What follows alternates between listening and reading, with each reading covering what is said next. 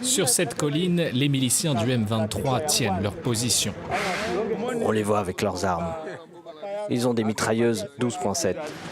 Nous sommes à 3 km de la ligne de front, près du pont stratégique de Rwanguba, à 25 km de la frontière avec l'Ouganda. Depuis un mois, l'armée congolaise a renforcé ses effectifs pour contenir l'avancée des rebelles. L'ennemi que nous avons en face de nous a des armes lourdes, des mortiers, des mitrailleuses. Nous aussi, nous avons des armes, comme eux, pour défendre notre position, pour éviter qu'ils arrivent jusqu'ici.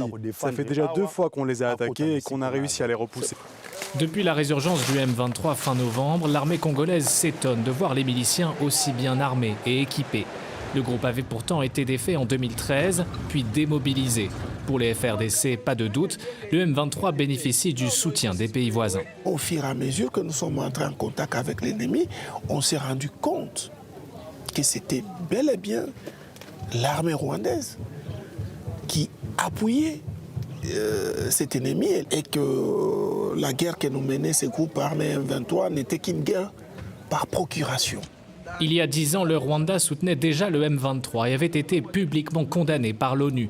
Aujourd'hui, l'armée congolaise accuse aussi Kigali d'intervenir directement sur son sol et présente ce qu'elle décrit comme des preuves, comme ces photos de drones montrant des soldats avançant en colonne en pleine nuit, ou encore ses armes et ses équipements retrouvés sur le champ de bataille. Vous voyez que ce sont les bords des Rwanda Defense Force.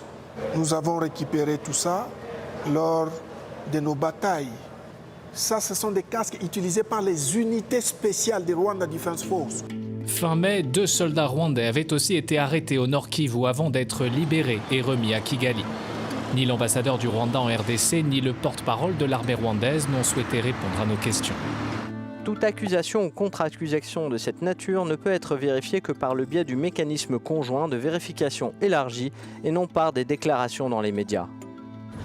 Dans leur dernier rapport publié en juin, les experts de l'ONU ont quant à eux confirmé la présence de militaires rwandais dans des camps du M23 en RDC, évoquant des images aériennes et des preuves photographiques.